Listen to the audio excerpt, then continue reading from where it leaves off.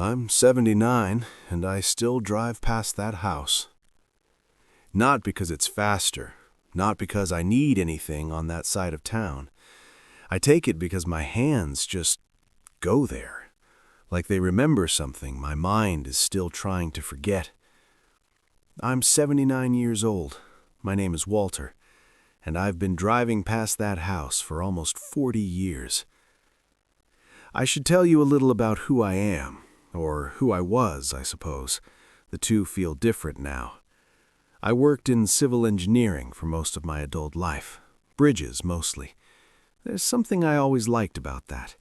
The idea that you build a thing to help people cross over what they couldn't cross before. I retired at 68.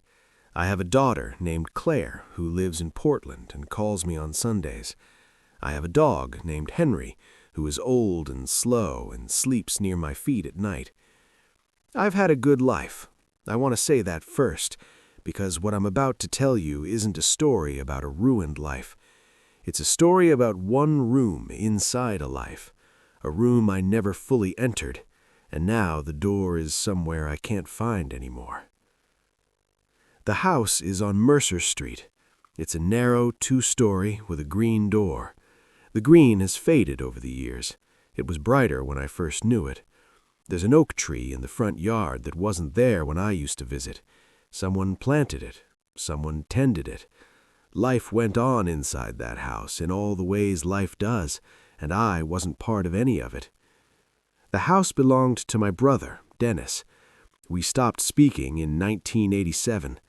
I was 39, he was 36. I won't tell you exactly what happened between us, because I'm not sure I could explain it accurately after all this time. What I remember is the feeling of it, the kind of argument that starts about one specific thing and then keeps pulling up older things, heavier things, things you didn't even know were still sitting at the bottom of you. We said things. I said things I can't take back.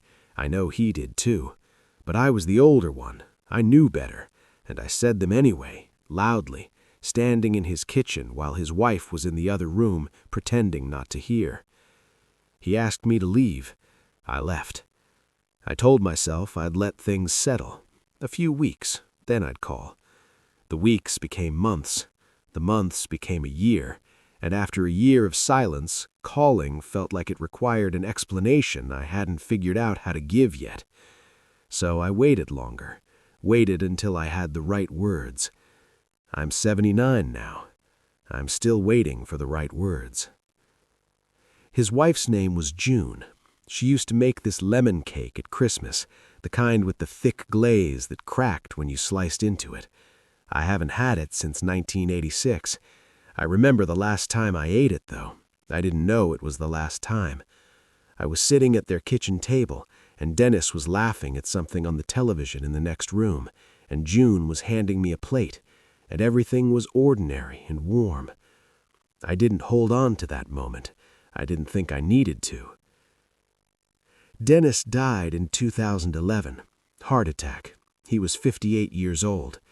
I found out from my cousin Vera, who called me on a Tuesday morning. I was at my desk. I remember the coffee mug in front of me. I remember not knowing what to do with my hands after I hung up the phone. I had 24 years of silence between us. 24 years of meaning to call, of thinking about it on his birthday and at Christmas, and once in a while on a random Thursday for no reason I could name. 24 years of assuming there was still time. There wasn't. I went to the funeral. I didn't know if I should, but I went. June was there, quiet and gracious in the way some people become in grief. She looked at me when I walked in. She didn't look away. She didn't ask me to leave. She just nodded, the small kind of nod that carries a lot of things in it. I stood at the back. I didn't speak to anyone for very long. I drove home afterward and sat in the driveway for a while before going inside. I don't know what I was waiting for, sitting there in the car. Maybe I thought something would come to me, some feeling that made sense of all of it. It didn't come. Just the ordinary sounds of the neighborhood, a lawnmower somewhere, kids down the street. After the funeral, I started driving past the house. Not immediately, maybe 6 months later. I was in that part of town for something else, some errand I can't even remember now, and I turned onto Mercer Street without planning to do. And there it was, the green door, the yard, the quiet of it. June still lived there. I could tell. There were small signs of a life being kept. Potted plants on the porch, a light upstairs. I slowed down. I didn't stop. I told myself I would come back, that I would knock on that door and say something to her. I didn't know what exactly, but something. Something that acknowledged the years. Something that at least showed up. I never knocked. June moved away eventually. I'm not sure when exactly.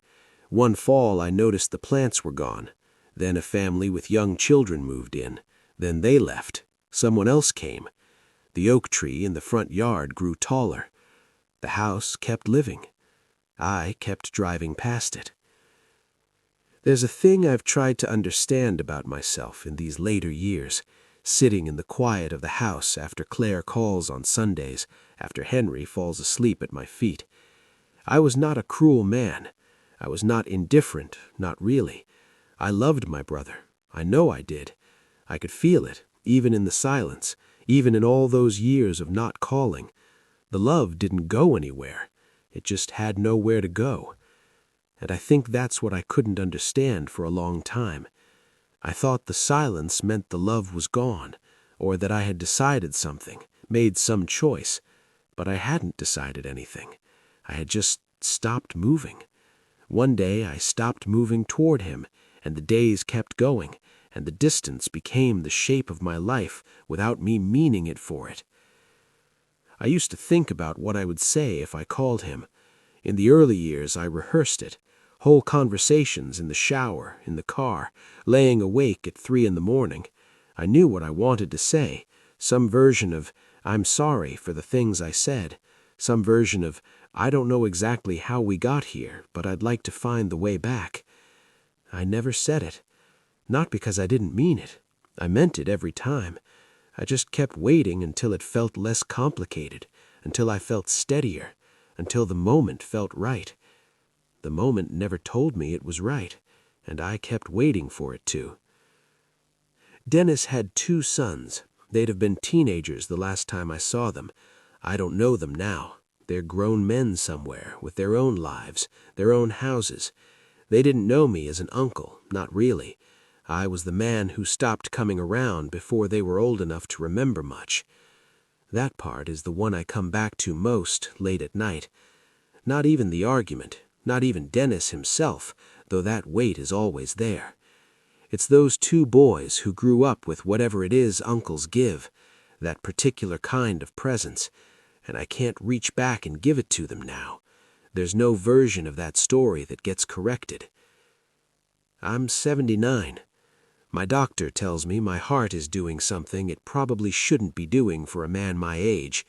Nothing dramatic yet, but enough that I think about time differently now.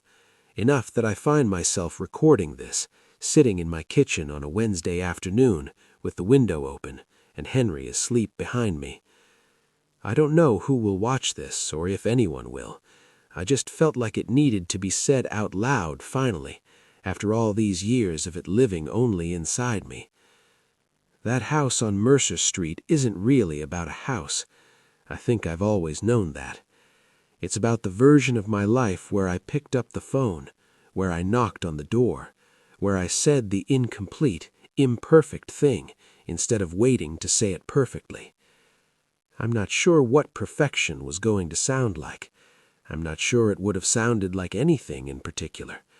Probably just like 2 brothers talking in a kitchen again. That's all.